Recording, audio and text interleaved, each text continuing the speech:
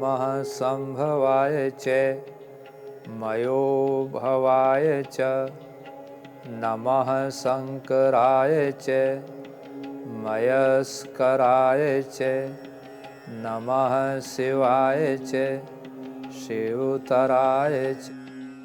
ओम शांति शांति शांति। मान्या मातृशक्ति, सभी भद्र पुरुषों, प्यारे बच्चों, बहुत दिनों से आप ब्रह्म पर चर्चा सुन रहे थे। जो ब्रह्म का पहला अर्थ है ईश्वर, आज ब्रह्म का जो दूसरा अर्थ है वेद, उस पर चर्चा करते हैं। देखिए, आपने प्राय देखा होगा कि संसार में, मैं भारत की बात नहीं कर रहा, संसार में जब कभी भी कोई मशीन बनती है, छोटी हो या बड़ी हो, चाहे घड़ी है, स्कूटर मोटरसाइकिल है, वायुयान तक, या और कोई भी एसी, फ्रिज, वॉशिंग मशीन, जितने भी आइटम हैं, जब आप खरीदने जाते हैं, आप पूरे पैसे देते हैं और वो दुकानदार आपने जिसके आइटम के पैसे दिए हैं वो आपको उस आइटम को देता है। आपने देखा होगा पवित्र आत्माओं, उसके साथ आपको कुछ और चीज भी देता है। विचार कीजिए, चिंतन कीजिए, क्या देता है। आप समझ गए होंगे कि उसके साथ आपको एक पुस्तिका देता है। जैसा जैसा आइटम होता है उसी के अनुसार वो पुस्तिका होती है। आइटम छोटा है तो पुस्तिका छोटी होगी, आइटम बहुत बड़ा है, वायुयान जैसा, तो पुस्तिका बड़ी होगी। और आपने देखा होगा, क्योंकि वॉशिंग मशीन, एसी वगैरह तो सबके घरों में ही लगभग होते हैं। यदि ये भी नहीं है तो स्कूटर मोटरसाइकिल होते हैं। तो आपने देखा होगा कि उस पुस्तिका में कुछ शब्द लिखे हुए होते हैं, वाक्य लिखे हुए होते हैं, काफी कुछ लिखा हुआ होता है। और उसमें क्या लिखा हुआ होता है आप जानते ही हैं। उसमें लिखा हुआ होता है उसकी प्रयोग करने की विधि, और उसे जब प्रयोग करें तो क्या क्या हम सावधानी बरतें। कहने का अभिप्राय, यदि आप गाड़ी चला रहे हैं, 4 व्हीलर आपके पास है, तो उस पुस्तिका में लिखा होता है कि आप उसकी ये सावधानी बरतें। उदाहरण के लिए पहियों की हवा भी आप चेक भी करते हैं, कब उसकी सर्विस करानी है, उसकी सारी चीजें उसमें लिखा हुआ होता है कि इस तरीके से आपको इसको प्रयोग करना है और ये सावधानी बरतनी है। बस मेरी बात को आप समझ गए होंगे कि परम पिता परमात्मा जो बहुत बड़ा दयालु है, न्यायप्रिय है, सर्वज्ञ है, उस परम पिता परमात्मा ने भी इस मानव सृष्टि की रचना करने से पहले एक पुस्तिका की व्यवस्था की, और वो मानव सृष्टि के साथ साथ उस पुस्तिका को मानवों के लिए प्रस्तुत किया कि हे दुनिया के लोगों, ये जो पुस्तिका है इसे आप अच्छी तरीके से समझ लेना, और इन सावधानियों से कभी अलग ना होना जो इसमें लिखी हुई हैं, तो तुम्हारे जीवन में कभी विस्फोट नहीं होगा, अर्थात आप अपने लक्ष्य को प्राप्त हो जाओगे। क्योंकि मानव का लक्ष्य है धर्म, अर्थ, काम, मोक्ष, ये चारों पुरुषार्थ आपको प्राप्त हो जाएंगे। और यदि आपने इसके अतिरिक्त कार्य किया, अर्थात जो पुस्तिका आपको दी जा रही है, अर्थात वो पुस्तिका कौन सी है आप समझ गए होंगे, वो परम पिता परमात्मा की स्वयं की रचना वेद है, वेद दिया हुआ है। तो वेद के अनुसार चलें। लेकिन हमारी जो भौतिक पुस्तिकाएं हैं और जो वेद हैं, इनमें कुछ अंतर है।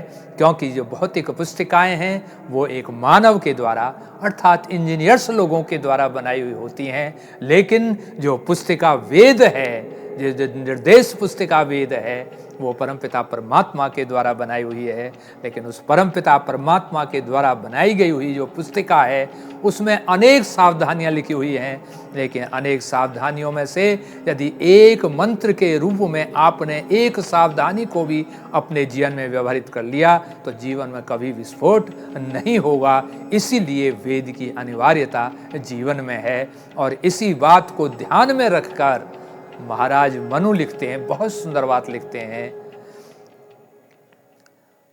अखिलो धर्म मूलम वेदः, अर्थात धर्म का जो मूल है वो वेद है।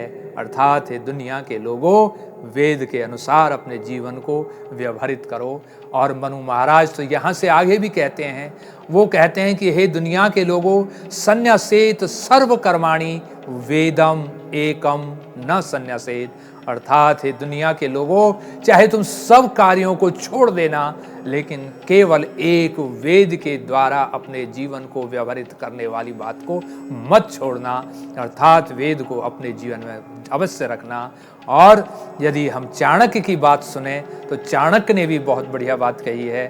उस बात को कहने से पहले मैं समझाना चाहूँगा आप लोगों को कि मनुष्य क्या चाहता है और मनुष्य नहीं।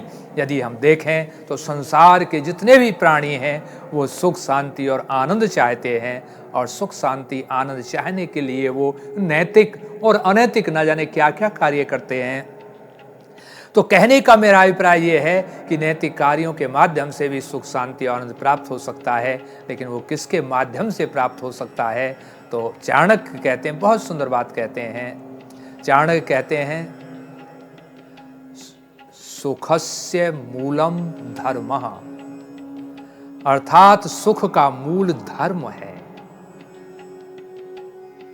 आगे दूसरा धर्मस्य मूलम वेद है, अर्थात धर्म का मूल वेद है।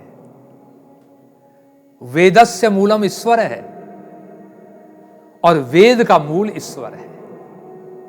अर्थात अभिप्राय यह है कि धर्म, वेद और ईश्वर आपस में मिले हुए हैं, घनिष्ठ हैं, इन्हें आप अलग नहीं कर सकते। और इनमें जो बीच की कड़ी है वेद, क्योंकि क्रम हो गया धर्म वेद ईश्वर, यदि आपने वेद को जान लिया तो फिर आप पहली कड़ी धर्म को भी जान जाएंगे और दूसरी कड़ी ईश्वर को भी जान जाएंगे।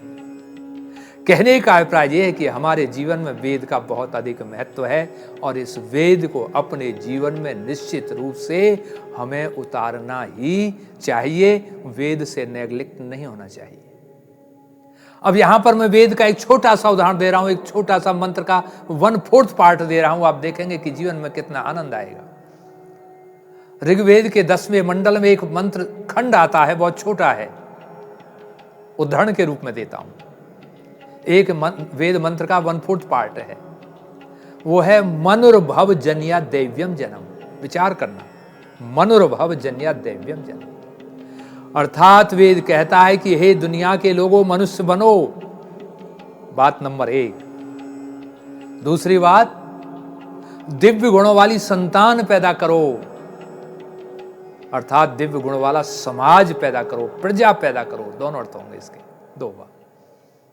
और मैं कहा करता हूं कि मनुर्भव, यदि पहली बात आपने अपने जीवन में उतार ली, मनुष्य बन गए, तो गड्ढे में गिरोगे, पतन होगा आपका।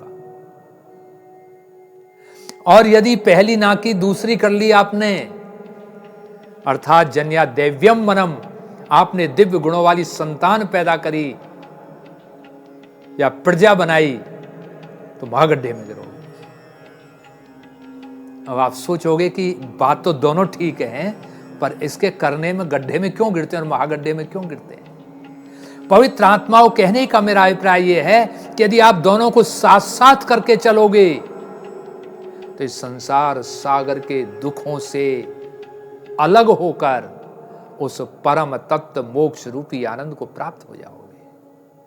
आपने अपने दैनिक जीवन में देखा होगा, व्यक्ति मनुष्य बन गए, बहुत धार्मिक हैं, बहुत आस्था है, ईश्वर को जान लिया, साक्षात्कार भी कर लिया,